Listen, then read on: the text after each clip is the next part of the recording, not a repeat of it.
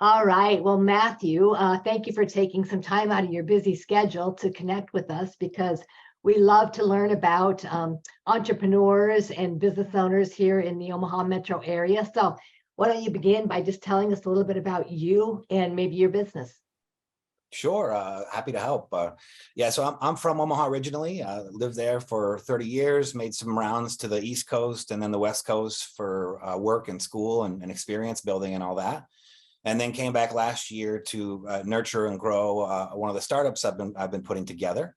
I'm an intellectual property attorney or a patent attorney by trade. So I've got a handful of clients that I help with their intellectual property matters, and I've invented some technology and I'm commercializing that through a company named Datafeel that is backed by a number of Omaha families and investors and things like that. So we're all back home and seeing what we can do to build some hardware and some tech in the Silicon Prairie.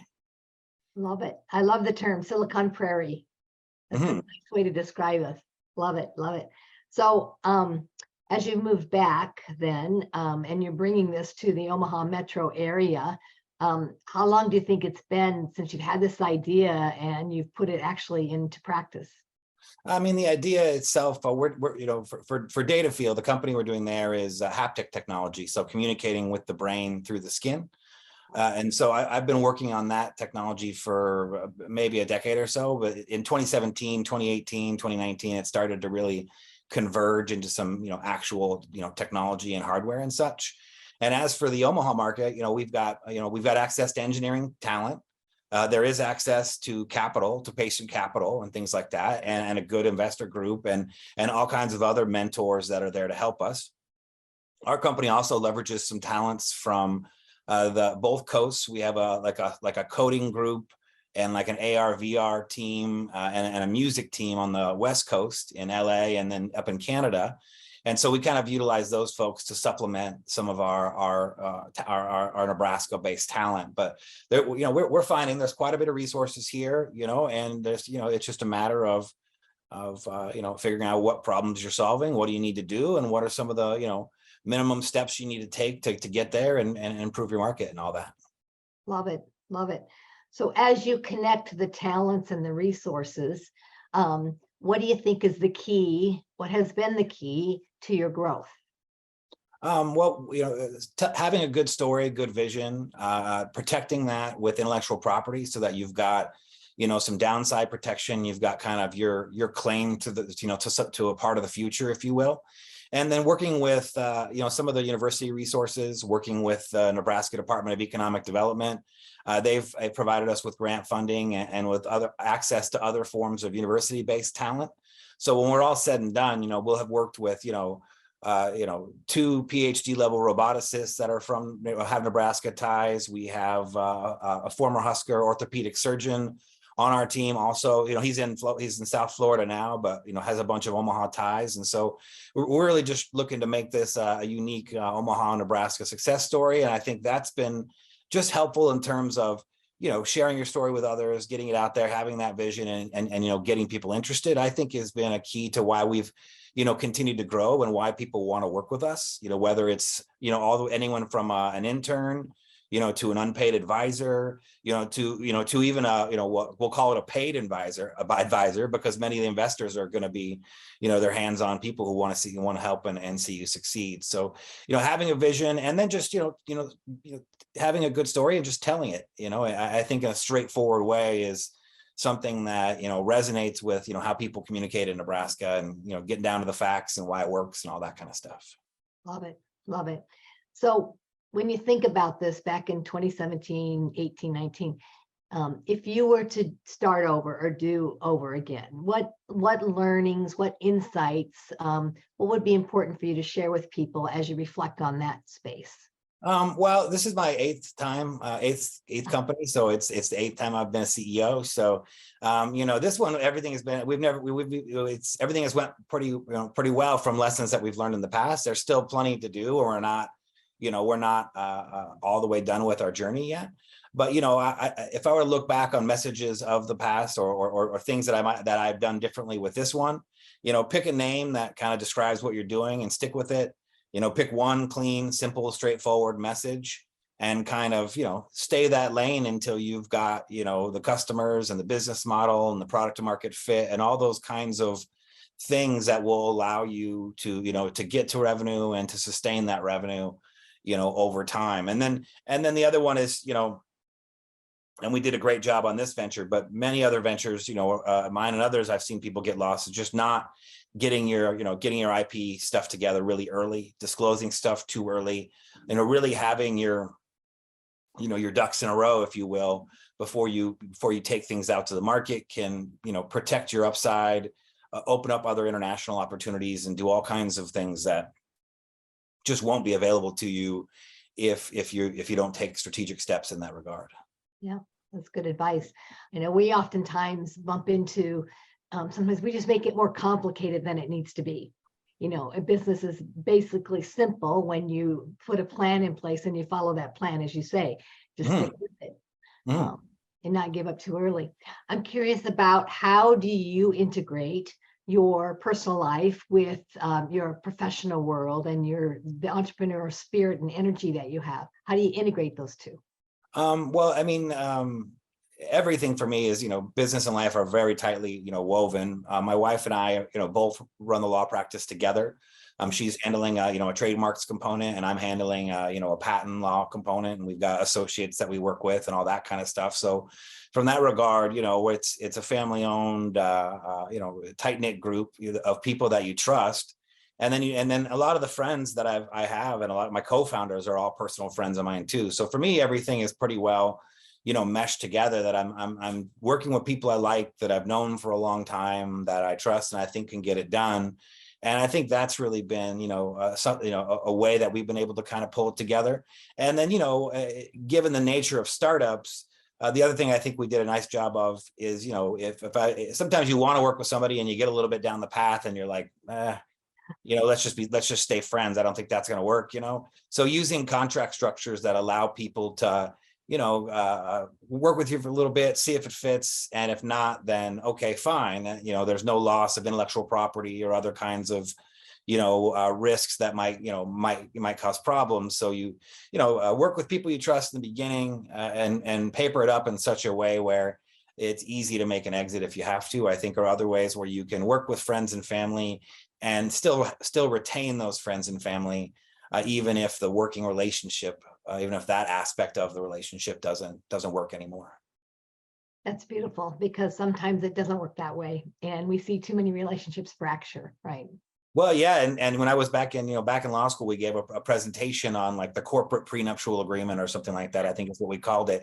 But it's the same kind of concept of a prenup, and that, the idea is that if you're going to start working with a group of new people on a new venture, agree to the terms of failure up front, so that if one or two people aren't working, that, you can pivot without, threatening or jeopardizing the entire venture. Or if one person is doing incredibly well and you want to reward them, there's ways you can use the papers to give yourself the flexibility that you need to be able to, to grow and change and pivot and all that kind of stuff without disrupting those relationships. Nice.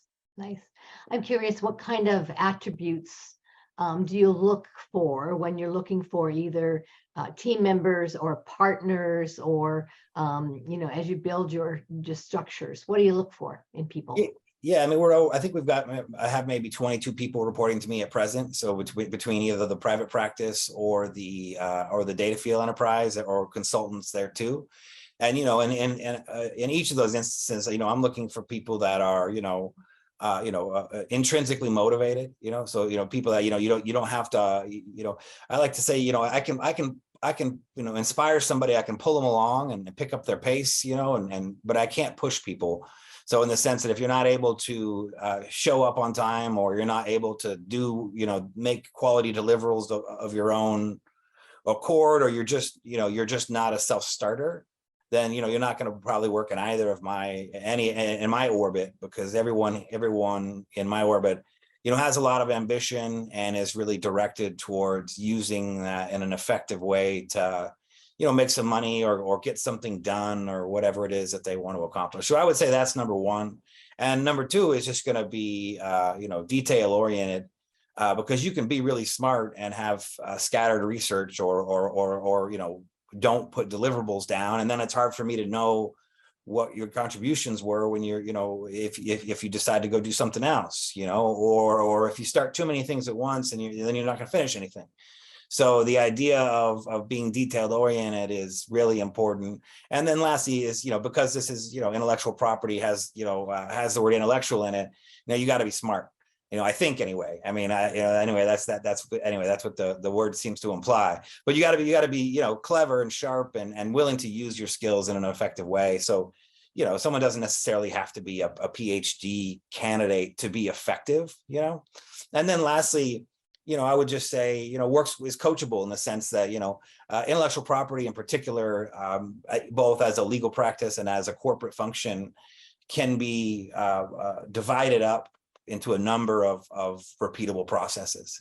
So, someone doesn't have to be a PhD in neuroscience, for example, to complete an effective patent search on a neuroscience-based invention. They just have to know how to search, know about the keywords, kind of, be able to act and think on their feet, and they can add value, at their part of it, as part of, especially when there's an established process and things like that, you can provide them with and coach them down. Beautiful. We like to talk about business is really about people and process. Mm-hmm. And when you really peel it back, it's pretty basic. If you don't have a good process to support good people, then they might not be successful. And yet, let's not be too hard on the people if we haven't put in place a good structure for them to be supported. So I love what you're saying. Love it. Yeah, I mean, the patent process can look on the outside like very esoteric, like what is going on out there? I could never figure that out.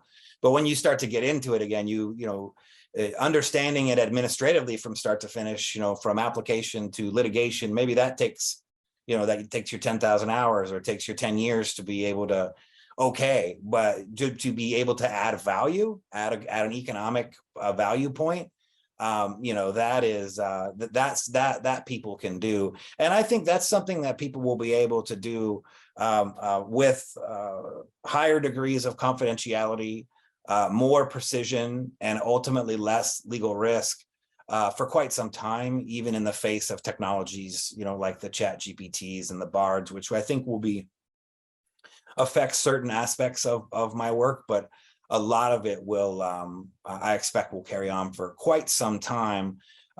So long as there are human examiners to look at patents and human judges, mm-hmm. You're still going to need humans on the other end, to see those legal protections through to enforcement, monetization, all that.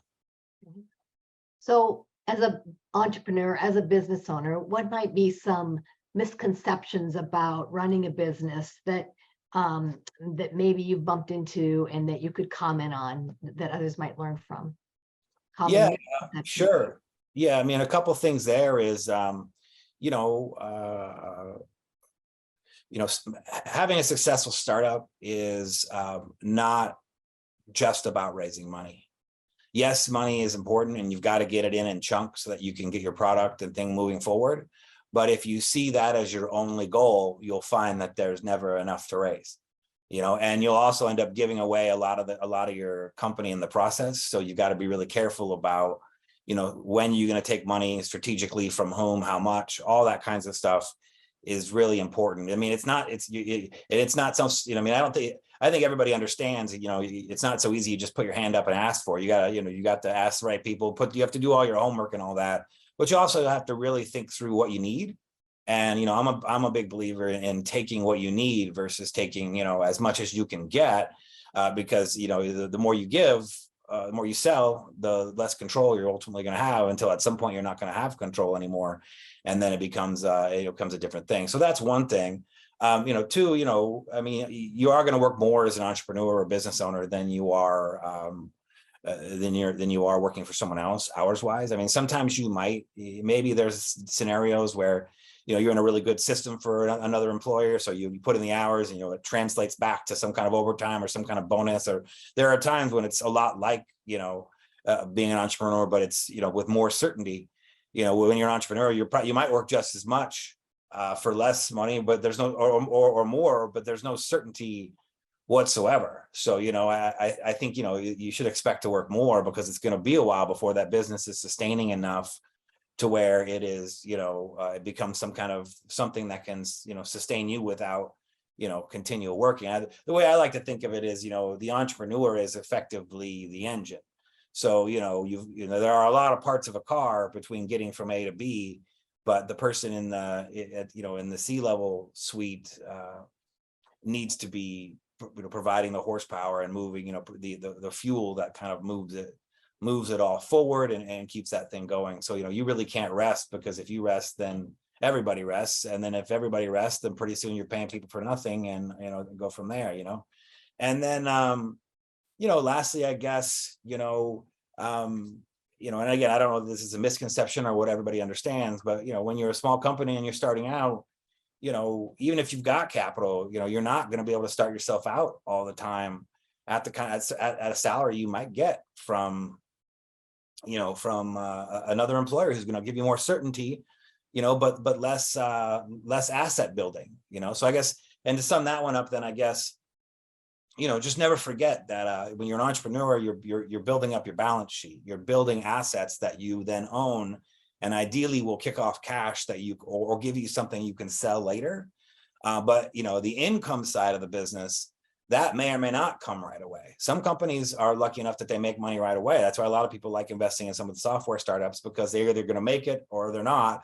But if they're going to make it, they start making money really quickly because it's easy to do online. Whereas other things may not make money right away, but once they get adopted, then the market is actually quite a bit bigger, so it's kind of just a matter of getting there. But either way, your investors are paying you to build assets that are more valuable than the money that they gave you.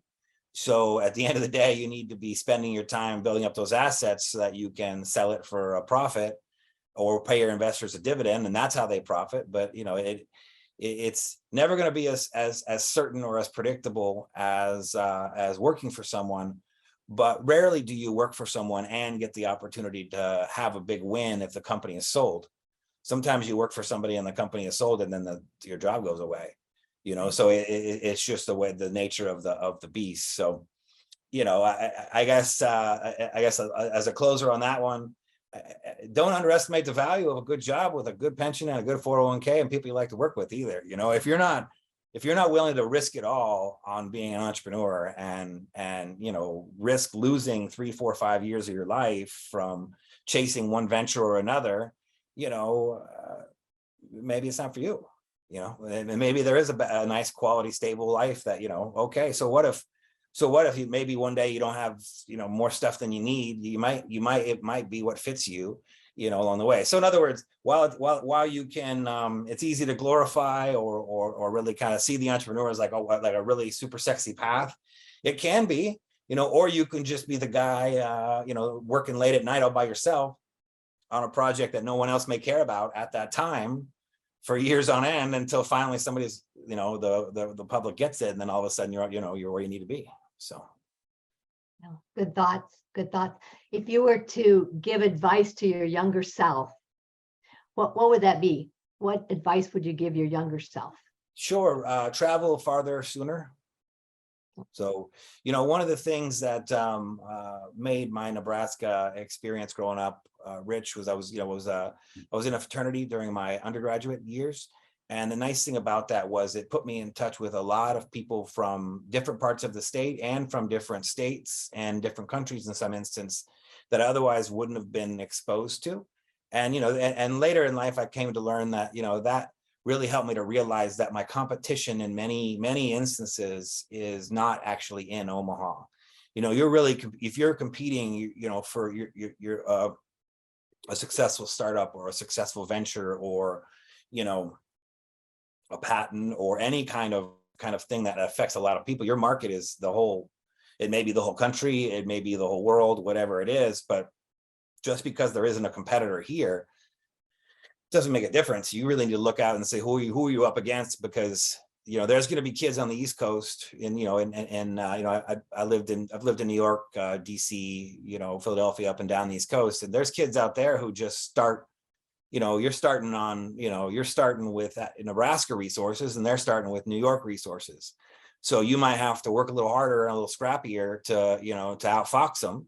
but it doesn't mean that you can't do it. You just got to really keep in mind who your competition is, because it's the market's much bigger than you might think it is, particularly if, like most Midwestern kids, you just don't travel as much, growing up.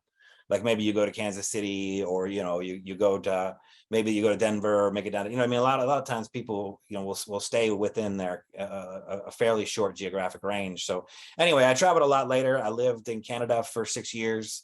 I lived on an island out on the West Coast for a while, and that was a great opportunity to broaden horizons, make new friends, understand how things are can be viewed differently, and all that. And I think the Canadians I've found are often a bit more balanced, because they travel a lot more when they're younger. A lot of times they just have, by the time they hit their 30s or 40s, they've already seen 15, 20 countries. So they can really have a broader perspective. And sometimes I don't know that we as Americans do as good a job of getting out there like we should. Good thought. I mean, that's part of the education, like reading a book, but going and experience it is totally different learning process. Yeah, you can have a thought pattern that might work well, around your hometown or with some of your friends, and you go take that thought pattern out to New York, or to some place that doesn't jive exactly with what you're familiar with, and you might offend somebody or might impress somebody. You don't know, because the way people will perceive you and receive what you're trying to communicate to them is it varies wildly in some cases. Just curious, maybe one final question for you. Where do you see yourself in 5 years, or what words of advice do you have for other business owners and entrepreneurs as they look out in the next 5 years or so? Yeah, well, I think in 5 years for me, I think Datafill should be fully well monetized at that point. We'll have been almost around for almost 10 at that point, or we will have been around for 10. So we should be fully fledged B2B company with a number of clients in the book, some licensees for our patent portfolios, a handful of other technologies that are up and moving, and and ideally a small amount of manufacturing for some light stuff, or at least good relationships with people overseas who can do that for us competitively. So whether that means I'm still in Omaha or not, or in Nebraska or not, I mean, I'm open to that. That's where my family is. I like spending time with them, but I'm also going to go wherever that I need to go for that business. So if that means we need to go to San Francisco, or if that means we need to go open some big factory in Texas or wherever, whatever, okay, I'm going to follow that business and chase it wherever it goes. And if we're lucky enough to find a buyer or somebody who's interested in that business sooner than that, I'll probably always have a home in Omaha for sure, but I think moving around, traveling quite a bit, and I may return to that island on the West Coast at some point for me personally.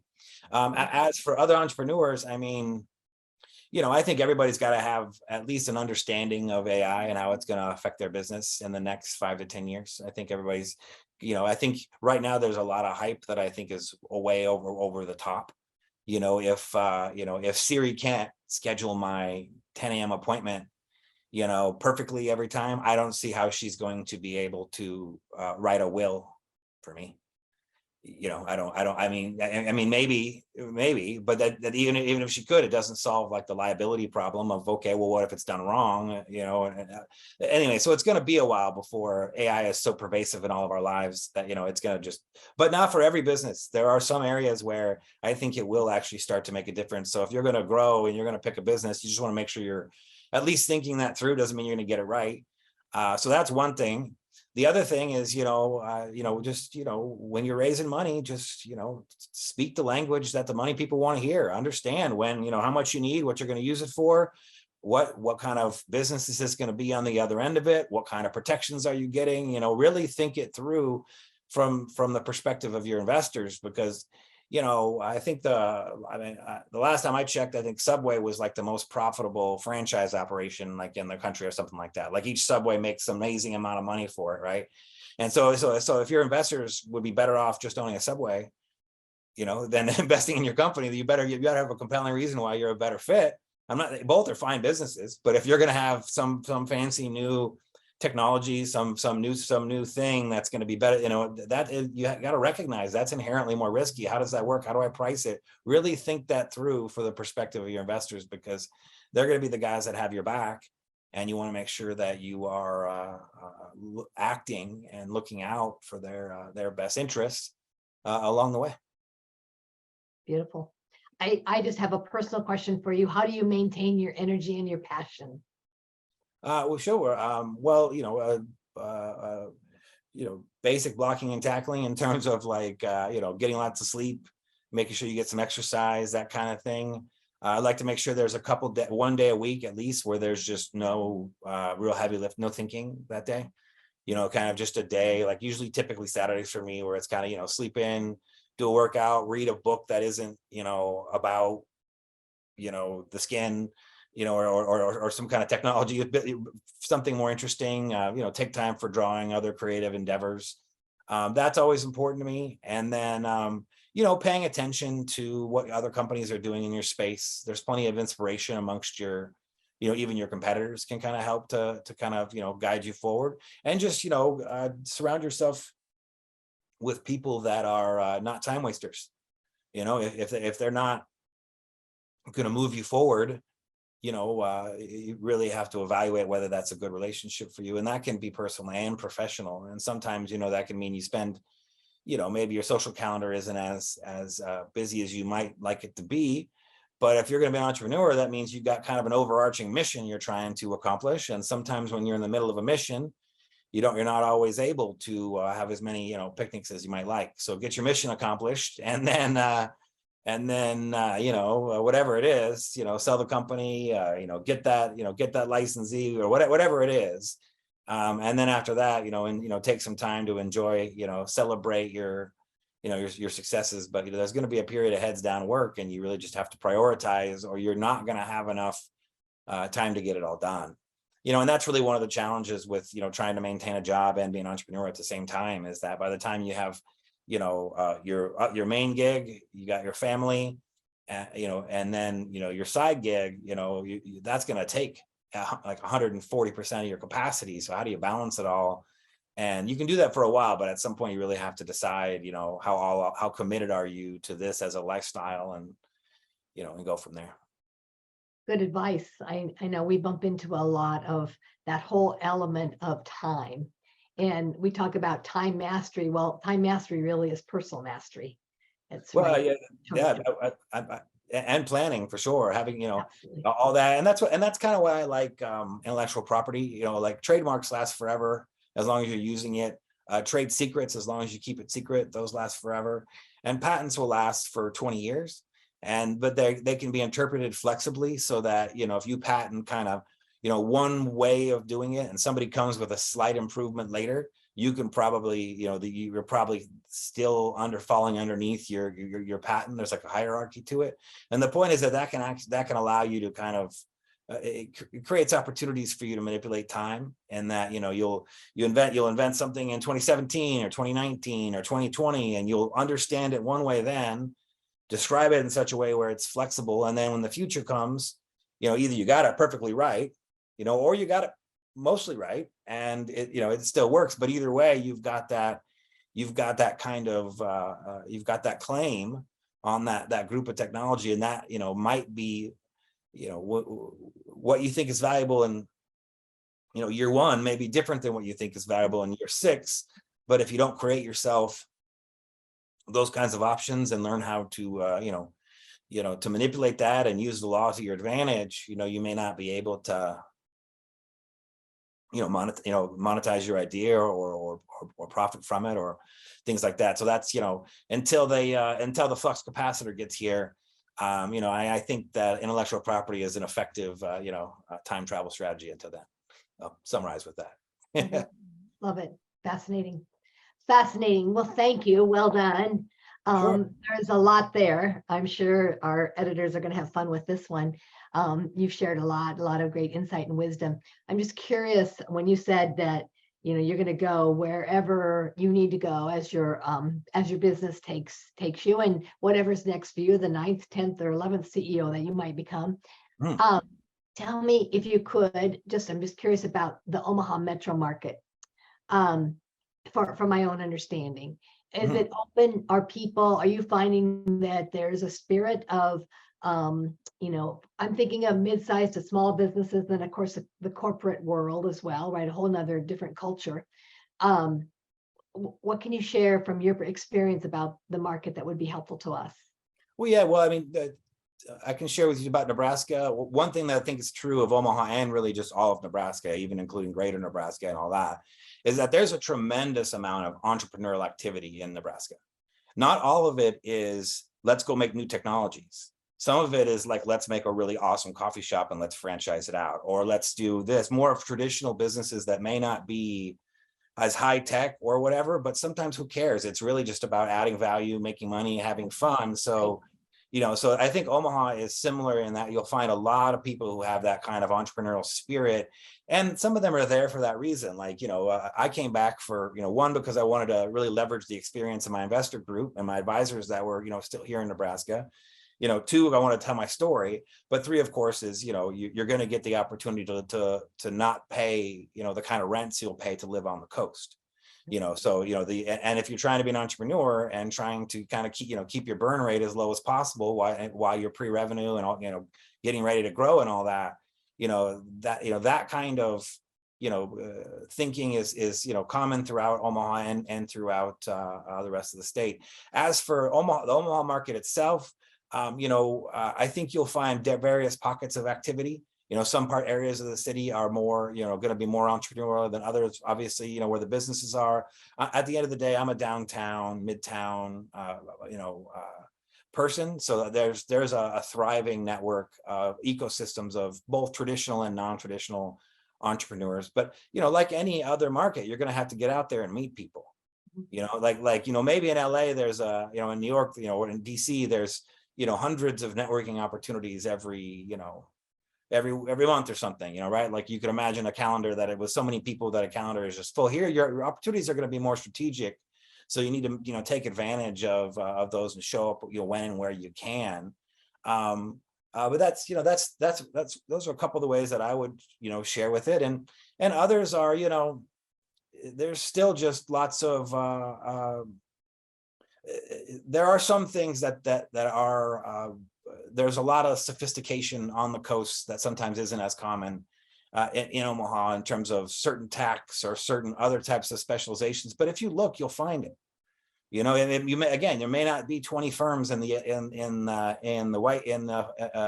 on the, I was going to say phone book, but then I'm dating myself.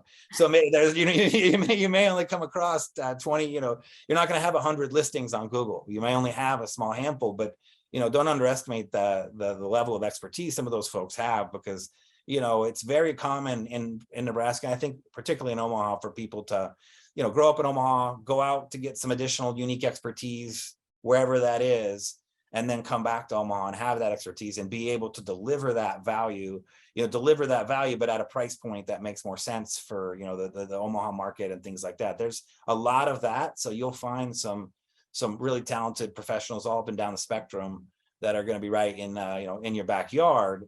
You don't always need to go out to get the big guns, but sometimes you do. So it just depends on what the situation is. Sure. Beautiful. Well, we're finding that, to your point, there's lots of different networking opportunities, and we're always looking for finding a need and filling a need, and whatever that is, from a business perspective. Definitely. Yeah, beautiful. Well, Mathew, I want to make sure I don't take up more of your time than you had dedicated for this. So thank you for that. Thank you for being patient and working through all of it with us. Appreciate that. And just wishing you the best on your endeavors. And maybe we'll get to meet in person at some point in time. Yeah, certainly. I welcome that. I know you extended the networking event but prior to this, which was bad timing, but I'm happy to find another opportunity and carry on from there, and glad I took the time. It was a pleasure chatting with you. Likewise. And all Likewise. that. Sometimes we're looking for a speaker for some of our events, just maybe a luncheon type of thing, and I might tap into you just to come and put some energy in the room as well from an entrepreneurial spirit, if that would be okay with you. Yeah, no, sure. Are we? Yeah. So I mean, topics like we talked about here, like, any kind of, how to utilize intellectual property, all that kind of stuff. Those are areas where I can speak on with high credibility. Founders agreements, how to like start companies with an agreement platform where people have some alignment from the beginning, and some of those off ramps where people stop, you kind of, if you work that out, it can be smooth, even though it's kind of messy. In other words, if you have to fire somebody and they're a friend, you can, as long as you like make it, set the paperwork up right, you can make that easy to where it's understood, it's pretty painless. And to a certain degree, I can speak a little bit on the fundraising, but that more falls into the category of surround yourself with good people, because a lot of my team members have been responsible, almost as responsible as I am for any success we've had there. Yeah, building team for sure. Love it. All right. Well, don't be surprised if I tap into you as we get things going a bit more there. We probably had a couple months of some good success of putting some people together.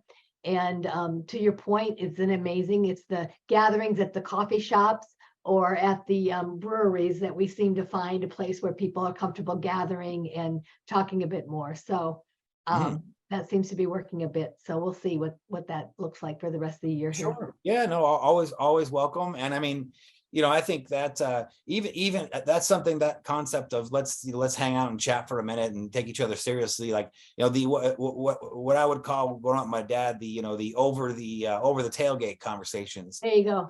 I think those are pretty bedrock to how you get stuff done in Omaha. And on the coast, it can be a lot faster, a lot less, sometimes, people will they'll trust you sooner, they'll do retainers sooner, all that, but they'll also fire you sooner. So, but I think Nebraska people tend to, sometimes can be slow to be buds, but once it's done, then, you tend to end up with a loyal community that you can grow with. Well, we value relationships. That's important to us as well. So.